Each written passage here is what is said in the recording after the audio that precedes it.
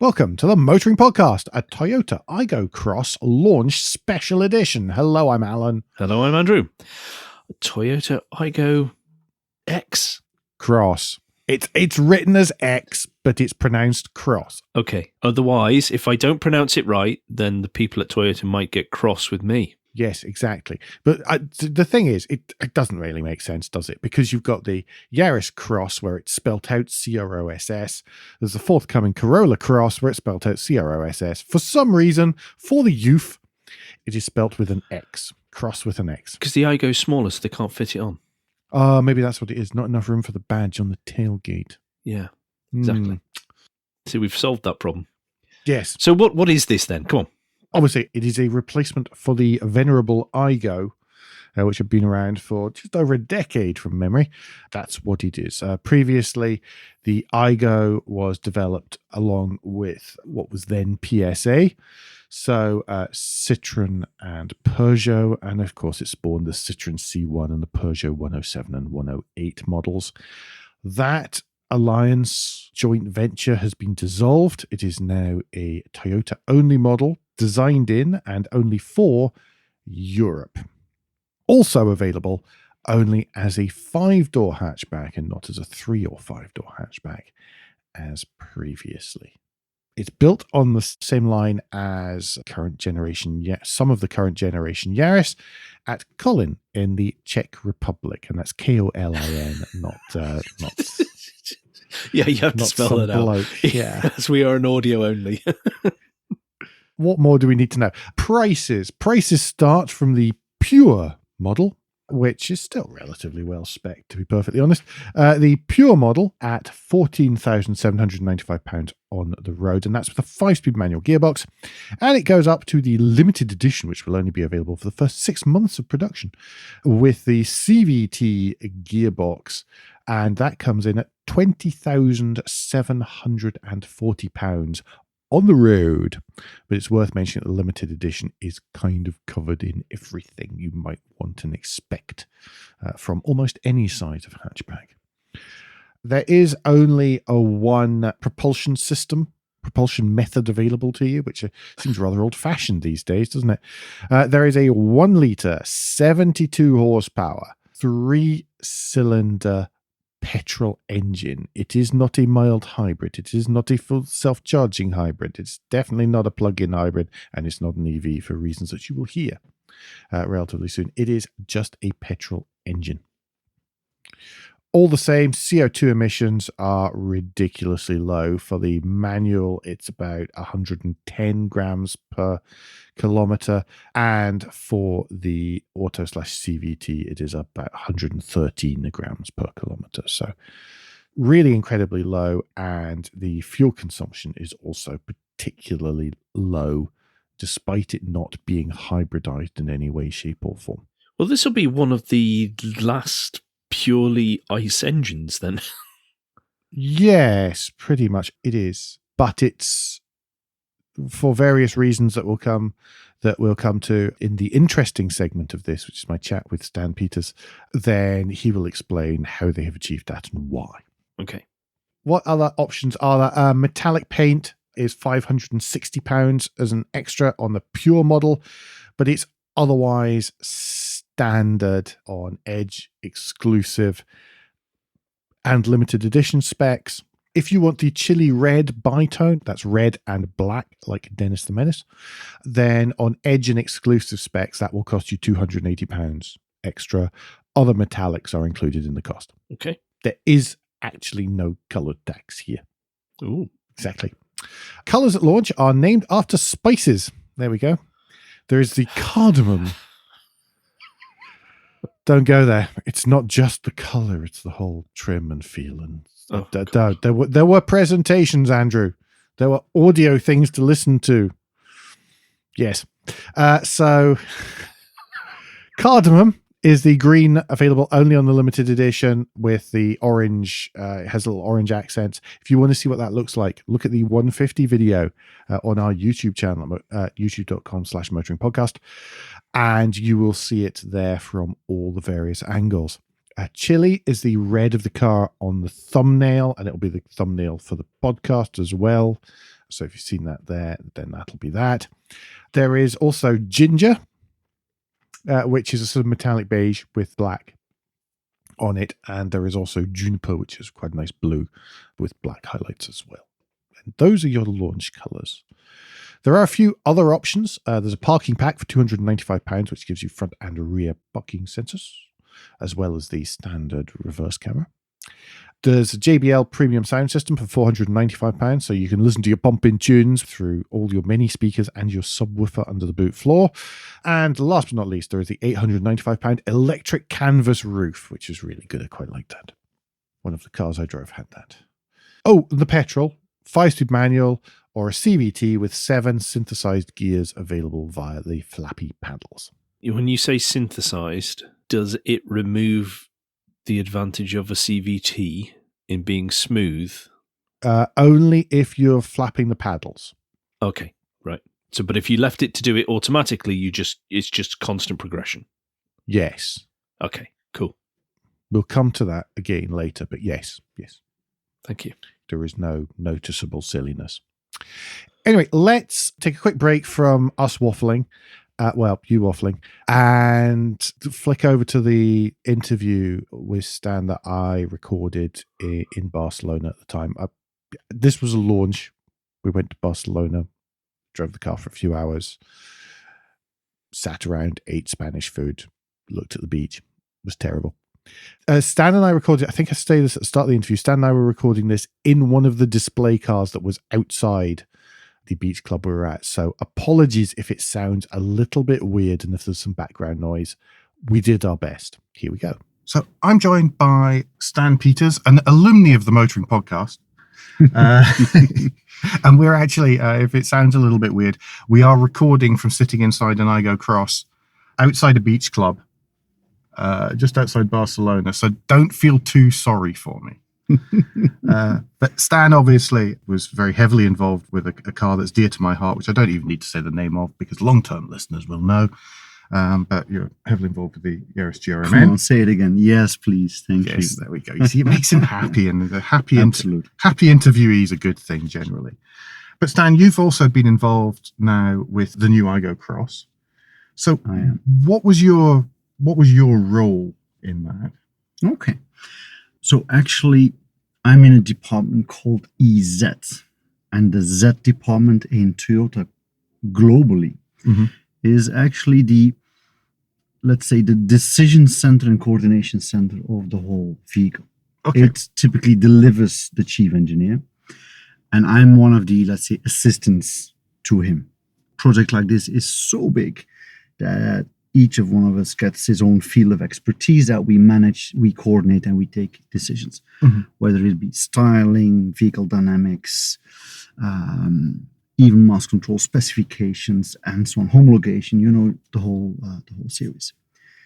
The interesting part about our job is that we are probably the only division that overviews the total project. So from concept and styling, the real sketching towards the day that we're in today, actually, the launch of the vehicle, showing it to the public, and joining podcasts.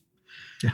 And that's the interesting part of it. And that's why also the decision power is put in our division, because of course you're required to know the history and why the car is conceptually like this, and why we've made these kind of decisions before you can make the other decisions.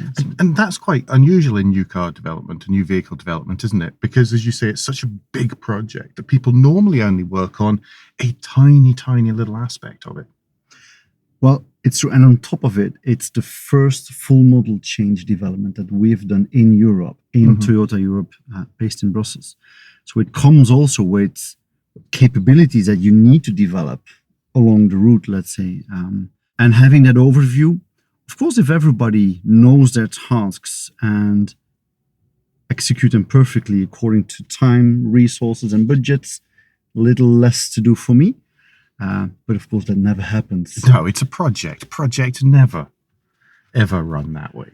Well, and then you've got Corona hitting us during exactly in the middle of the development. We've got a ship being blocked at the Suez. We've got some fires and snowfalls in Texas, and I can continue actually the whole mayhem that came over us over the last 3 years. Yeah, and that'll take up an entire podcast on its own, I think, if we did that. And goodness knows. But you were saying that this is the first full model change that you guys have done. Obviously, the Aygo Cross is very different from the Aygo that preceded it. It is conceptually very different. We've made some bold choices. We also kept some what we call Aygo-ness in it.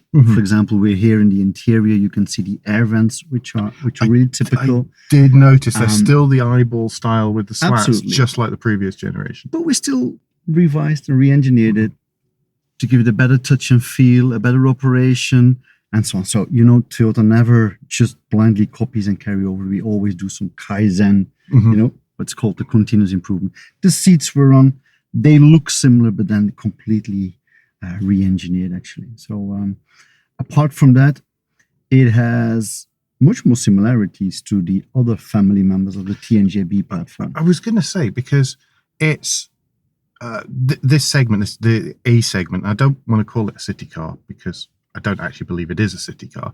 But this A segment is a very difficult segment for manufacturers at the minute. We see more and more pulling out of the segment. And at first glance, it looks like Toyota are doing a car on your own this time. You've got no Peugeot and Citroën.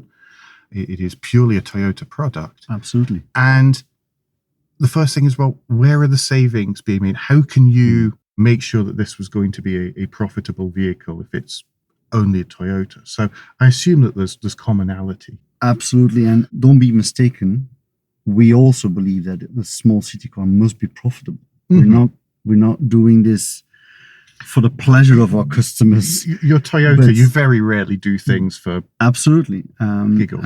But we do feel that all people, of which budgets and requirements they might have, deserve a solution and deserve a proper car. That's where the affordability for all, mobility for all, leaving nobody behind is not so just a slogan. It's really like a concept that's within our company. And yes, others are leaving the segment, but it doesn't mean that the customers disappear, right? No, exactly. I think the whole segment is like a good 1.2, 1.5 million customers. A good, I think, 500,000 is only remaining. So where will you put the 800,000 customers in? Exactly. So we're definitely trying to give them a decent product, which is affordable. Affordable means a good price. Need to make a bit of margin on it, so I need to control my costs. Absolutely. The joint venture's gone, so those scales of economies no longer exist. But we do have a platform. And sharing a platform, which is from the beginning designed to go also to an A segment size, allows us for a good, depending how you compare it, 40 to 50% of components sharing, and another good 10 to 15% of components that share a base design, but that you actually modify for its usage. Okay. So there is, again, the scale of economy, but it works in multiple ways. It means my design resources don't need to be tripled between, I'm talking Aygo Cross, Yaris Cross. Yes. My engineering and manufacturing resources don't need to be tripled because a platform benefit is that you have actually one carrier, one line in the factory. And indeed, in France, we're producing Yaris Cross on one line. In Kolin, Czech Republic, we're producing Aygo Cross and Yaris also in equally one line. Right, I didn't know that. And that's a big benefit again. Again, shared investments with a proper return on investment. Okay. Talking about that kind of shared investment cost, one of the things obviously is that, well, certainly in the UK, Yaris is only available as a hybrid. Similarly, Yaris Cross is only available as a hybrid. But Aygo Cross is only going to be available as what I'm going to call a pure internal combustion engine. So there's no hybrid, there's no pretense of mild hybrid or any of that. Was that primarily a cost saving decision, or was that driven from something else?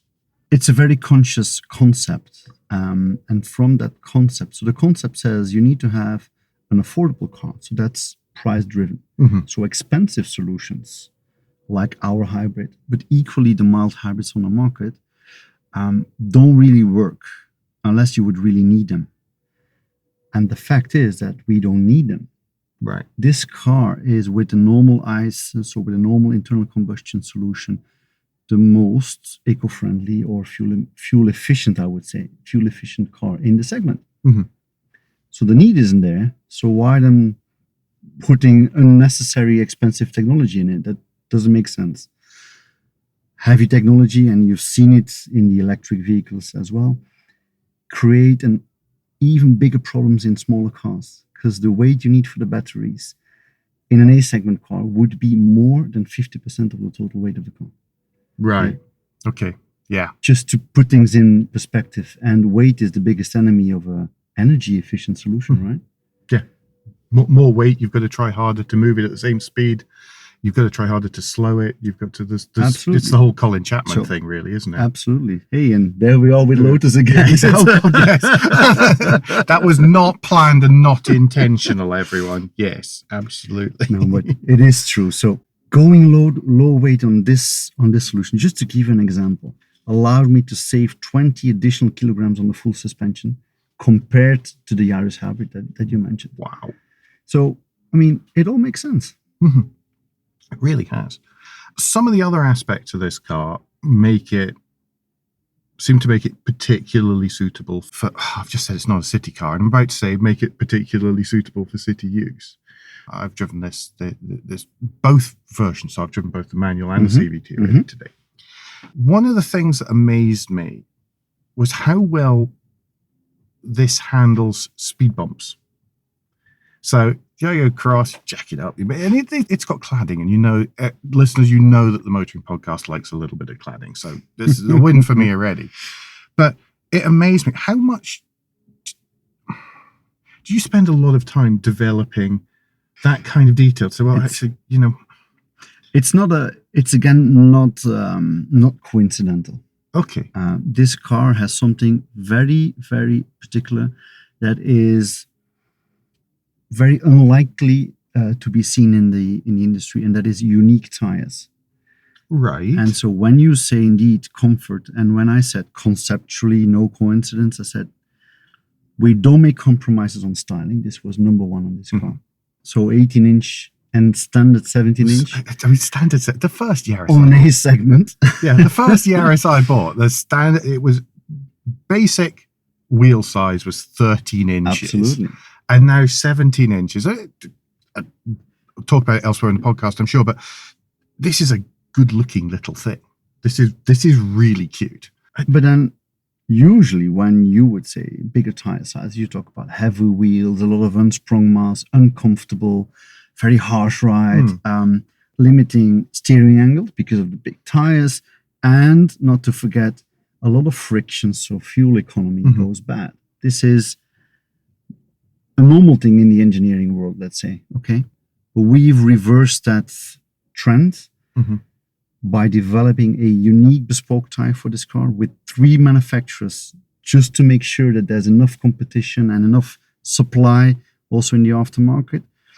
And we've given them the task saying, okay, the total wheel hub should be same as a 15-inch of a Yaris. So with our 18-inch, we are equally light as a 15-inch Yaris. Gosh. We are as comfortable as basically what a 15-inch tire would give you as well. We have a turning circle, which is smaller than the outgoing Aygo. Yeah, can I just quickly, to give people reference on that? So the turning circle in this is 4.7 meters is the radius. The equivalent for a London taxi, which is the benchmark for everything, is 4.25 meters.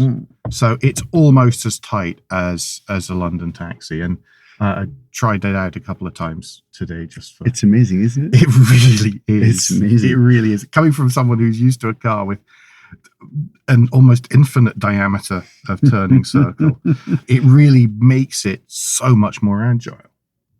It absolutely does. And then the final thing, which is an engineering miracle, is that actually its friction coefficient the rolling resistance, I should say, it's a bit different parameter actually, is a good 30% better than the previous Prius tire, actually. You know, the one that was used on GT86, and it got so much attention to it. At that time, Michelin said, wow, this is our world record lowest rolling resistance. And now we simply go 1/3 better than that one. It's really amazing. And it makes the car, even though it's bigger, even better in fuel efficiency than the outgoing Aygo. So again, engineering miracles do happen. It's worth mentioning, by the way, this car is a little bit bigger than the outgoing Aygo. So it's quite a bit longer. It's quite a bit, absolutely. And about just over 10 centimeters wider. But again, it's actually lighter, isn't it? It's not per se lighter, but if you compare the body in white, so the steel casing, let's say, so the naked car is actually lighter than the outgoing one, even though it's growing 18% in volume. Yeah, so you have this big carcass of steel. It grows. You add, of course, safety standards because the safety requirements are much more strict than they were 15 years ago, and we still go lighter in total weight. So that's absolutely contributing. We were talking a few minutes ago about keeping costs down, and then different part of the conversation I mentioned that we've got that it comes as a manual and as a CVT. Is there a particular reason for it being a CVT as opposed to an automated manual? Well, asking that question is actually answering it, because I haven't driven any attractive automated manual gearbox before, not from Toyota, in all due respect, even though at that time it was the best available technology, but it was never appealing. And the competition is, if possible, even doing, can I say that? They're doing it even worse. As long as you don't say who it is, it should be fine. Guys, don't do that. So anyway, I think it's very clear that we've listened so carefully to our 15, almost 17 years of customer feedback that we've gathered on the outgoing Aygo. And definitely they would love to have a CVT, but it was always too bulky, too big, too high costs to fit in. And it's worth reminding people that you, Toyota, you do know a CVT, because just every single hybrid since the Prius, Mark 1 Prius, was a CVT box, the epicyclic CVT. Well, but you do know that, of course, in the world of technology, it is a different solution. Yeah. So it's they need work under the same principle. You put your right foot down, and the system decides what RPM and what power it'll give you to accelerate and to keep a speed. Now, this one is very particular because it's compared to the normal combustion Yaris that now I understand is not supplied in the UK. It's actually 25 kilograms lighter. Wow. And that was a breakthrough. And because of that, and our lightweight, we could also ditch what we call the starting gear. It's like a fixed gear that makes you going in the traffic light conditions, crossing roads where you really need fast response. But we could actually remove that one as well, and that made it compact, and that's why it's called SCVT as well. S stands for small, just to highlight that it's one of the most compact systems. But because of the car is so lightweight, actually we could tune the responsiveness of that system so well that in most of the city condition, it's responsive is better than a manual transmission. It's quicker than a manual transmission. That's a fact.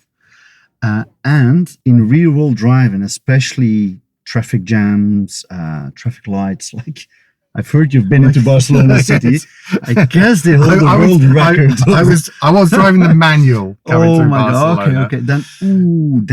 Then you felt, by fact, why people would like a CVT in a city center with traffic lights. Actually, it was one of those ones where I got out and I thought, I made a fundamental mistake this morning when I was offered the choice of the manual or the CVT. It was like, Alan, you should have taken the CVT first. Absolutely. And especially if you're going, whether it was a choice or not, you went into the city center, and then the CVT proves all its benefits.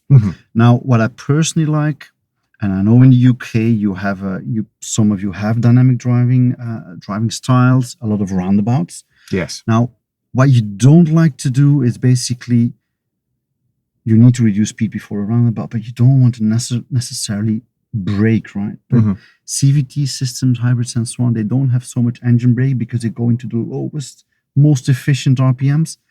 But then you have the pedal shift system, and you just put 1, 2 gears down, RPM increase. You have a bit of engine brake, go into the roundabout, throttle up again, and up. Yeah, you're out. I actually did that coming down hills through some bends when I was driving the CVT, and it works really nicely, actually. And even on roundabouts, it is. I know I sound like I'm just parroting what Stan said, but it does. It is actually a really nice, responsive CVT. There's a little bit of engine revs rise, and then the car goes, but there's none of the yo-yoing that I know that regular listeners will know we've talked about in some manufacturers' CVTs before. There's none of that. It goes on, and then you feel like you're on an elastic band being pulled up. It actually goes, and it does go quickly. And some things which can thwart CVTs, like joining a motorway, for example, where they can have a little bit of a fit. But I didn't find that happening with this. Well, first of all, I'm really happy that you've experienced exactly how we designed it.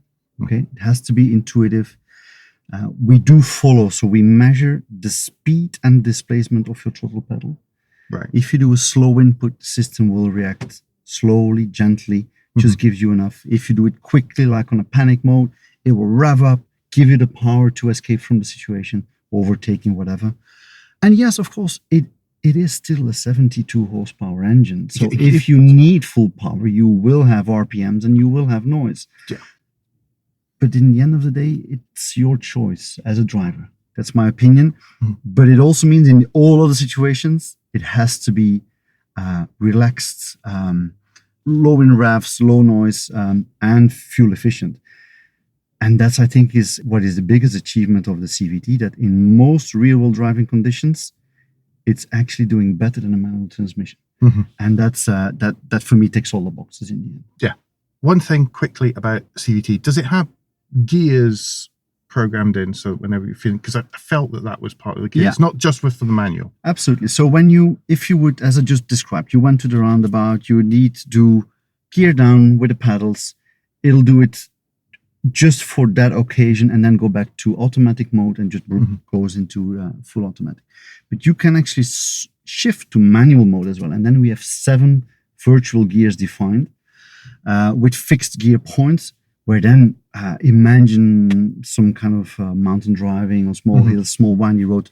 You can then actually run through the gears as you would apply with a manual transition. Yeah. But 7 gears. So that's like a super responsive. Which is quite funny, by the way, because the manual is a 5-speed.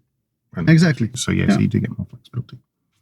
Stan, I'm about to have to go and get my transport back to the airport. I have PR people waving from outside the car, so we're going to have to break it up there. Never keep them waiting. Yeah, as always, I could keep on talking for ages, but thank you so much for giving up some of your time to chat to us today.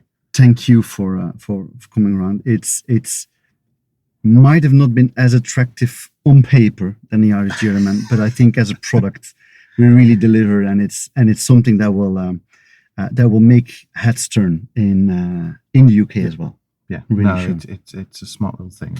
Very glad to be here to try it. So great. Thanks again. My pleasure. Cheers. Okay, well, that was excellent. Thank you. So, should we run through the normal segments that we typically have at this point? Yes, now we've covered, I think, most of the technical stuff. We'll probably skip most of technology, but yeah, let's zip through this and give some feedback and thoughts on some of those. Looks wise, what I couldn't say when I was speaking to someone important involved with the project really was it does look a bit like a Smart 4.2 and Baby Yoda had a child that was then modeled by Fisher-Price. And I mean all of that in a good way. This is a cute, chunky little thing. It is. It is. Oh, it just reminds me of the Baby Yoda and the Mandalorian. If you look at the front of it, it looks interesting and different and fun. So we should applaud that. It really is. Yeah, Yeah, and this, remember, this was all designed at the Toyota Design Center. I forget the correct name of it, but it's at Sophia Antipolis, just outside Cannes in the south of France. It's properly European and properly funky to go along with it, and designed for our tastes and sensibilities and all these kind of things. So this ain't no China car, folks. And I think it looks great. It's not overly slashy. It's not overly aggressive or anything like that. But it does have that sort of chunky ruggedness to it. Now, I think the closest vehicle, I spent quite a lot of time thinking, what does that remind me of? What else is there that's that sort of A-segment hatch, lifted up a bit, seats 4, 5 doors, Suzuki Ignis. I've got Panda vibes as well. Like I said, the Mark 1 more than the latest generation. Mm-hmm. But it definitely gives off the impression that this would be a safe urban vehicle because it's got a bit of cladding, because it's slightly raised up, and it looks like it's could sort of like I can shrug off a bump or two just in the looks. Yeah, I mean it's I've seen the previous generation Aygo parked in cities, and there's quite often a ding in the front wing or just above the wheel arch where somebody's let a door go or something like that, and this looks like people have walked around a city, marked up where all the current generation Aygo C1 and 107s get hit and damaged, and thought, well, we'll put a little bit of something there that's not going to nick and is not body colored and these kind of things. But I love it. I think it's not overly fussy, but I think that some of the detailing is really nice. So there's lots and lots of part share in this. Okay, as Stan said, costs have been kept down. Lots of part sharing with Yaris Cross, GR Yaris as well. So, for example, the wing mirrors, exactly the same as a Yaris. And so they can use that, and they can use that part, and it's perfect. But some of the ones that are specially Aygo only, like the headlamps, for example, they've not just gone, we'll make a really cheap one. They've actually gone to the bother of making really nice, really nicely detailed parts and things. They are intricate. They are surprisingly intricate for the entry-level vehicle to the whole brand. Yeah. And therefore the price is, building price is key, let alone selling price. Exactly. And remember that they don't have quite the economy of scale that they had previously by having almost identical parts to the Peugeot and the Citroën. Instead, they're sharing them internally. They are actually still driving that economy of scale. You heard that Stan say it. There's no need for me to repeat it, really. But the little bits which are unique to this are nicely detailed, and the bits that aren't unique to it are already nicely detailed because they're meant for vehicles higher up the range anyway. Mm-hmm. Quite nice. Really, really nice. And stuff like the tailgate is one big panel of glass and stuff. That sort of thing is carried over. So there is a certain amount of design language that's come across. One of the things you'll notice about the Aygo Cross is it is quite wide. It is actually built on the same track as, again, Yaris Cross. So it's not extra skinny. That means it's almost square because it is a short little thing. And the wheels are very far out to the corners as well. So it's little and it's square. And that, I think, just adds to the looks. And they're making a GR version of this. Now you've said all that. I believe not, because the head of design, whose name I've forgotten, is it the same chap who's responsible for the LC500. So I was standing having drinks with him at the launch. Did you tell him how much I love his car? Yes. I did actually, yes. And we mentioned that. So a couple of us were standing there chatting. And I mentioned that, and he said, no, but wouldn't it be cool? Because you could lower it and have wider arches and all. And he was getting really enthusiastic about the idea of a GR Aygo Cross.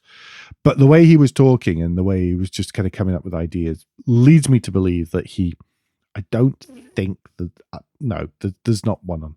So speaking to technical people, there's just not enough space to put any other engine in or to do anything which would make it GR enough. Okay. And from a styling point of view, I don't think it had been widely considered too far up the food chain, although I'm sure that some engineers are already playing with the idea. That's a shame, particularly looking at the stance. Yes. Lots of people were making fun of me. I can't imagine why. I'm going, wouldn't you love that? It's really cute. One of the other things you'll notice are the large wheels. So the entry level wheel diameter is 18 inches. Something ridiculous. They're 18 inches, but they're very narrow. So it's a little bit like not quite skinny, but a little bit like the BMW i3. Oh, that's what I was going to say. That's big wheels, narrow. Looking at it, and now you said how narrow they are, and I can actually see it in one of the pics. That really does come across as an i3 element. Hugely low rolling resistance. I'm repeating stuff you've already heard, but it's hugely low rolling resistance. Lots of little details like this that make it really economical and mean that they don't need the hybridness. If you're wondering about, goodness me, if it's custom tires, what's the cost? Toyota developed it with 3 different manufacturers, 3 different competing manufacturers. So in the aftermarket, there should still be competition to keep costs down. Clever. Yeah, just the whole thing's clever. Stuff like the rippled roof, which means it keeps material costs down. So, and then because you can now use thinner metal, which keeps the weight down, which keeps the fuel consumption down, which blah, blah, blah, blah, blah, blah, blah, blah, blah. Lots of stuff like that. This is just so clever. It is amazing what comes out when you give people very strict constraints. Oh, yeah. We've said this before in different things, but if you give someone such a really tight, difficult brief, the stuff they can come up with actually tests them more than going, go create a sports car. You're speaking to a product design student here, so yeah. But yeah, it's just the solutions are great, and they're right the way through it, and they're right the way back to sort of root cause analysis type thinking. Oh my God, everyone. I know. Alan is almost going to explode. Should we go? Yeah. We have, for this, by the way, we have temporarily paused the drinking game, obviously, because Alan has to speak about something he's driven. This is not fair on us as listeners or Alan, that he went out there to drive this for us then to start saying drink every 5 seconds. That's unfair. Yes, totally. Anyway, inside. Take us to the inside then, because you've talked a lot there about the outside. Yeah. Is it clever on the inside? Yes. Well, yes, mostly. Yeah. So this is not a car for carrying 5 people on long motorway journeys. For a start, it only has 4 seatbelts. It's an A-segment car. Let's have A-segment expectations here. So the boot is small by most car standards, 231 litres. That's 60 litres bigger than the Aygo, than the previous generation. It's 12.5 centimetres deeper. So that's 5 inches or something. Quite significant. It's regularly shaped. It's quite tall. It's really useful size boot for an A-segment car. Say 230 litres with the seats up, 829 with the back seats folded. And that's up to the window line as well. So that's quite a lot of space once you fold those. There are curry hooks and there is a light. Back seats are quite neat. Lots of shoulder room, obviously, because they're only for 2, yet it's still relatively wide car for its segment. There's enough knee and foot space for smaller adults on short journeys, but headroom can be a bit tight if you're long in the back, especially with a canvas roof. You lose an inch or so, and you're a little bit sort of wedging yourself into the roof. So that's something to watch out for. Tall people don't really want to be in the boot for that long. The rear windows and the rear doors open by hinging out, as is kind of traditional on the Aygo previously. So they do sort of pop out type rear windows, so you can still open them. That's more than some other competitors, like the Up, for example. I don't believe the rear windows open, and the Up. Up front, comfortable seats, single part back and headrest, as again, Aygo tradition, keeps costs down, blah, blah, blah, blah, blah. All the dashboard and stuff is all ovoid, it's all curved. There's a single cluster in front of the steering wheel, which is lifted straight out of the Yaris and the GR Yaris and the Yaris Cross, but with minor trim differences, believe it or not. And, different sort of trimming of the leather and that kind of thing. But the structure and the button layouts are all exactly the same. The air vent looks really funky there on the picture, just the front by the driver's door. Yeah, while some stuff, like, as I say, the structure of the steering wheel is shared with others, there are some things which they have kept because they have become over the years a sort of Aygo signature. These sort of spherical air vents with the sort of slats through them, like the old breakfast time TV logo thing. Yeah. So it's got those sort of, that's vector art type thing. So those swivel round, and then you can turn them sideways and point the air that way, or you can turn it up the way, so it's just, or you can see concentric circles and it's blocked it. They've kept that. So they did those, but they made them a little bit better, according to Stan. Okay. There's some things like that. So there's actually quite a lot of heritage carried over from the Aygo. They haven't just chucked it all out the window. People like that. It's a cheap solution. Sorry, it's a cost-effective solution. It's a little bit of it's not surprise delight, but it does bring a smile to people's face. Well, it's shown there's some effort been paid, even though it is where it is in the model hierarchy. Hopefully, from what I've said so far, this is not a lazy car. That's definitely it's a big seller. It's a big seller, so it's worth it. Middle of the dash, large touchscreen for ENTs and nav. But anything that's a button, the actual fact, the screen and how that works is different from the Yaris models. But most of the buttons and controls for your climate and all that kind of stuff are shared with Yaris Cross, GR Yaris. It's all essentially the same. Also, it's kind of cool that there's coloured accents from the outside in. On the limited edition model, for example, where it's the green cardamom outside, then it is orange accents around the gear lever or selector and the central entertainment screen and the air vents. On the other models, it tends to be body coloured. So the one that you're looking at there, Andrew, was taken on a chili red car. So there's chili red in the inside. On the ginger car, which was the CVT with the canvas roof that I also drove, then it's the sort of metallic beige. Okay. On the inside, kind of nice. Brings the outside in. Obviously, the insides of the doors as well. There's quite a lot of exposed metal there, and painted exposed metal. So lots of the outside is on the inside of the car as well. Again, cost, construction. Helps lift the interior. Exactly. Cost, construction, and it just makes it brighter. It just makes it a nicer place to be because it's actually a bit funky, which is kind of cool. All right, so what's the driving like then? Because looking at the exterior, I think it's a few years before we start seeing them used in 24-hour endurance races. Yeah. On Mission Motorsport Race of Remembrance. Yeah, well, you're less likely to topple it. That's the first thing. Is actually that wide, despite the fact it's a little bit jacked up, that width really gets rid of any sort of untoward body roll. So anyone who's driven the previous generations of Aygo will know that sometimes hard cornering was a bit, not anymore.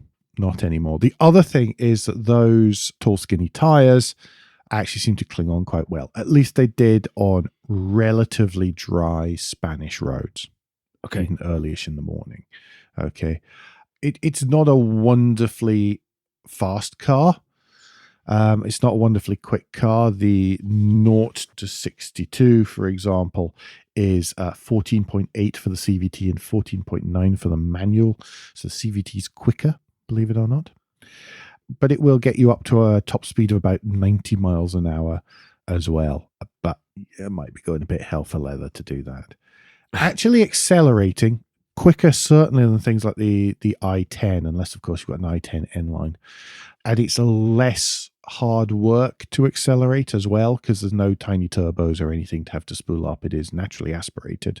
So it just does its thing. And acts like an engine. CVT doesn't have any lag off the line, and there's no bounce or boing to it, so you don't feel that it's trying to catch up. It moves a little bit if you really nail it up slip road or something, but it's never unhappy. It just does its thing. When I left the hotel in the morning, the route I took me through, well, the route that was chosen for me, let's put it that way, took me through an awful lot of Barcelona traffic. Barcelona traffic isn't wonderfully pleasant. I had the manual. I really wished I'd had the CVT then. Okay. The manual's all right. I mean, these were very low mileage cars, so it's kind of hard to know really what it would feel like after a bit of use. But I found that I wanted a 6th gear on it because it's a very small engine. It just seemed to be working really, really hard. B, you did have to work it quite hard. And when you worked it quite hard, it was vocal. If you were at a cruise, it was fine. If you were pottering around, it was fine. But if you needed to accelerate out of a junction, it sort of made lots of noise that I wasn't expecting. I much preferred the CVT. Okay. For those reasons. That and the fact you get 7 gears to play with on your flappy paddles if you are actually having a little bit of a hoon. And it's really quite good for even just for engine braking downhill. It was one of the rare cars where I did more than just flap the paddles once or twice and give up. I quite liked it, actually. It was a lot of fun on the sort of road coming along the edge of the Mediterranean. Oh, woe is me. I say not quick. What it can do is it does actually handle pretty well, especially given those skinny tires, and it's a really good momentum car. So once you get it up to a speed, you can actually hold it because it does handle well. There is decent feedback through the steering. It's not a million turns lock to lock or anything like that. It's a nice thing to drive. One thing that was really noticeable, though, was one of the benefits of that jacked up ride height was quite a lot of suspension travel and just being nice and smooth, and it rides really, really well. It's the old thing. If you make the car lighter, you don't have to have such stiff springs, so you can actually bring some ride comfort to it. Speed bumps, bad Spanish back roads, getting around to the sort of lunch place, all of those things almost disappear. That sort of jerk you get from short wheelbase cars didn't really seem to be there. It just absorbed them. A really good job of it. The wide track as well means it's perfect car for Corby. I was going to say, with our flipping tank sounds like you're describing the car you need for home. It is. Give me a CVT one of those. Would be perfect for pottering around here, because you can straddle the sort of lumps in the middle of the road, and it absorbs the potholes and all these things. It's just a really good city car. But the thing is, it's not just a really good city car. It's a really good country car as well. I think it's doing it an injustice to describe it as a city car, because it can actually get point to point adequately quickly. It does absorb bumps and ruts on country roads and country lanes. And it's that little bit high, so it should be able to climb and go places. So I suspect that this will be quite popular outside of cities and in more rural communities as well. Yes. Yeah, especially as it's minimal frills and all that kind of stuff. Yeah. Technology-wise, is there anything you want to add that you didn't discuss? No, not really. What, technology-wise? Yeah.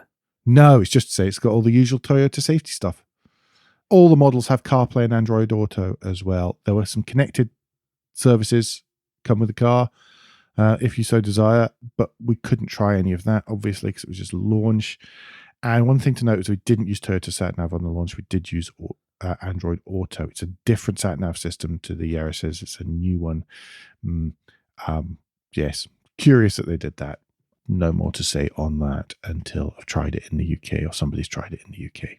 All right, so that brings us round to a verdict. And before you get into your verdict, though, I have to say, as someone who is beginning to approach looking at vehicles for possibly the older of his Sproglets, yes, they are that old, in a few years to be looking at a car, that comes across as one that fills me with a lot of confidence from its stance, from the company it's from, the power limitations in a good way. Yeah. But also, it just, from looking at it, I feel confident that anyone in it will be looked after. One thing that's worth mentioning, by the way, is practical aspects of, I'm going to call them active safety, and I don't mean active safety systems. One thing I meant to mention there was the visibility from inside is really very good. I know it doesn't look like there's a lot of window, but it's the sandcat principle. The windows are where you need the windows to be. And with that slightly raised position as well, that puts you above other, not city cars, but small A-segment cars. I mean, I agree with you there that the whole, because like the Ignis, we wouldn't call an Ignis a city car. No.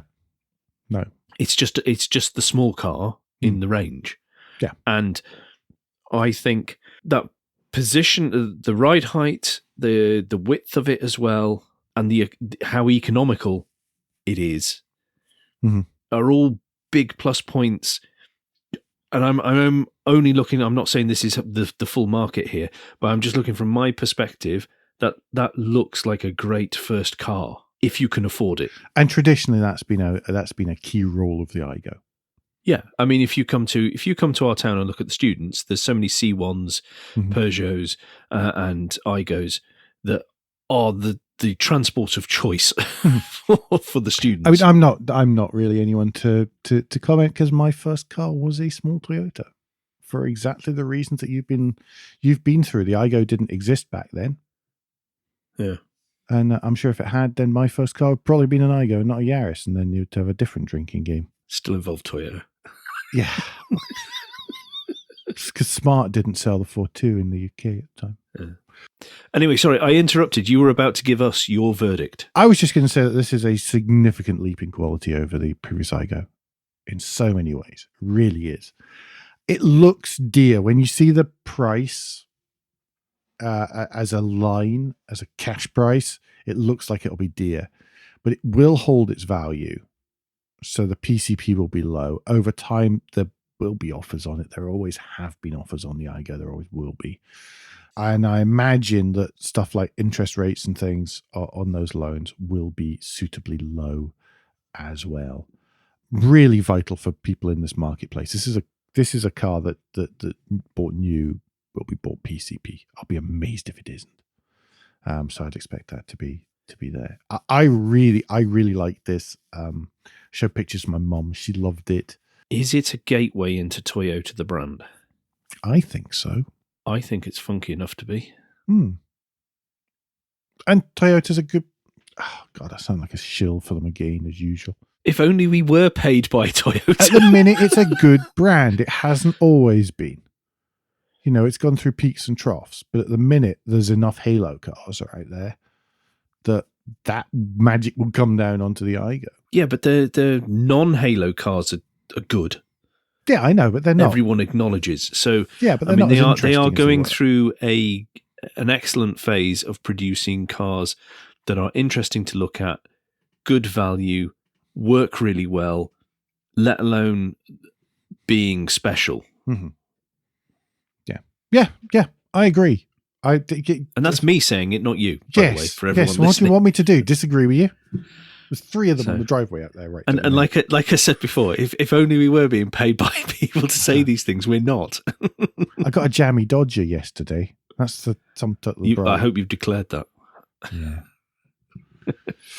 Anyway, everyone, I think we've done this one to death. I liked it a lot. I'm looking forward to seeing them on the streets. They are available in dealerships now, by the way. Certainly demonstrators. So if you are interested, do go. You will be able to go and buy them. This is not something we're telling you about now, which will only be available in 6 months' time. Cool.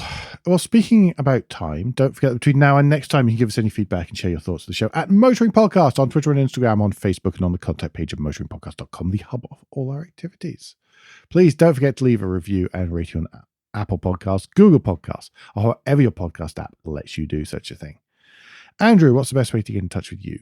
Best way to get in touch with me is via Twitter. If you search for Crack Windscreen, you should find me there. And Alan, if people feel that you possibly have missed out something, I don't know how, on the Aygo Cross, I nearly said X then, what's the best way for them to get in touch with you personally? Well, first of all, go check out the 150 video on the Motoring Podcast YouTube channel. It will be linked in the show notes. I'm sure it will be. But otherwise, you can ask me on Twitter, where I'm at AJP Bradley. That's Bradley. We, as always, will be back before very long, but until then, I've been Alan Bradley. I've been Andrew Clues. And safe motoring.